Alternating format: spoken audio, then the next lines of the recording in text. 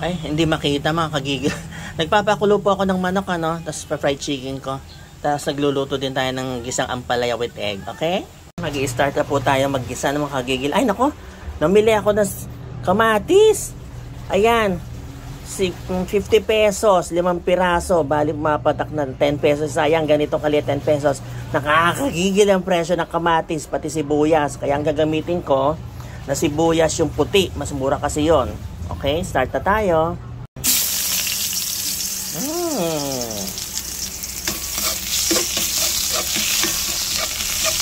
Ay, ang bango. Ang bango. Lagay ko na rin yung sibuyas na puti, ano. Ang sibuyas na puti po pala, masarap din niya kasi.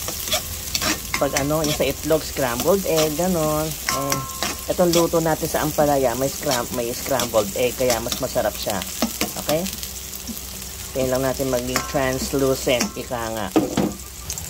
Lagyan na po natin yung ating gintong kamatis. Ang mahal kasi, kaya lutuing maigi. Ayan palagi ko sinasabi, lutuing maigi ang kamatis para lumabas ang sarap. Okay? Lagyan na po natin yung ating ampalaya.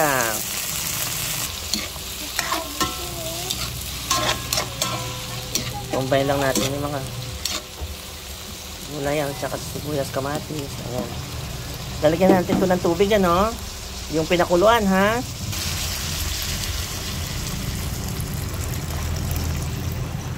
Ayan.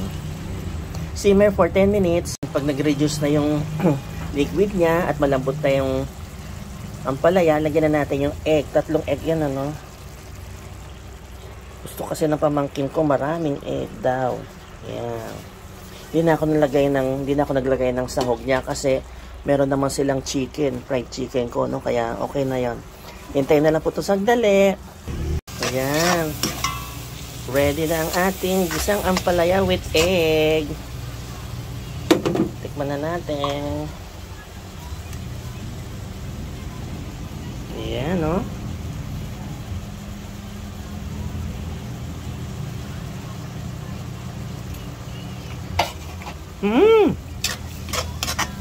Siyempre, masarap. Kasi luto ko, mga kagigil.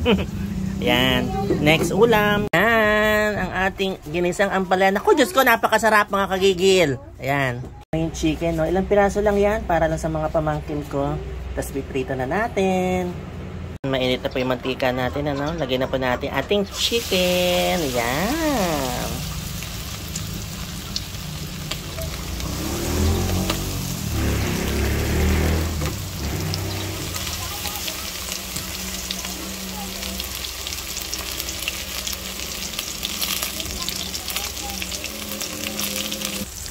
Ayan, the other side naman, kabilang side. Ilang minutes na po. Luto na yan kasi pinakuluan na natin ng 30 minutes. Kaya, ayan, halos humihiwalay na yung laman sa buto, no? Napakasarap niyan. Ayan na, ang ating fried chicken. Naku, Diyos ko, napakasarap, mga kagigil. Ayan, ito naman pong tocino, no? Iluluto muna natin siya sa tubig. Huwag niyong dedirektahin na ipiprito. No, masusunog kasi may asukal yan. Kaya kung gusto niyo palang bumili ng tocino, doon lang sa auntie ko, sa may bagong palengke, pakihanap lang si Marlene. Ako, napakasarap ng tocino nila. Ayan, ang sarap-sarap ang may taba-taba. Okay, pakuluan lang po natin. Ayan, o diba, ang ganda. Kailangan talaga, pinapakuluan muna sa tubig para lumambot siya ng husto. Ayan. Sandali na lang yan, matutuyo na yung liquid. Tapos lalagyan na natin ng konti lang na mantika kasi magmamatika siya. Ayan, mga kagigil, nag-caramelize na siya, no? Ayan. Halo-halo na lang yan. Tapos okay na. Basta halo-haloin mo lang, ganyan lang. Ayan. Actually, luto na yan. Yan, sarap kagigil. Diyos ko na tocino. Kain na tayo. Ayan naman kagigil, yung ating munting ulam. Ayan. Fried chicken for the kids. Ayan, tocino at ampalaya. Ayan ang kanin ko. Kain na tayo, mga kagigil. Say hi naman, kagigil. Taya. Hi naman, kagigil. Very good.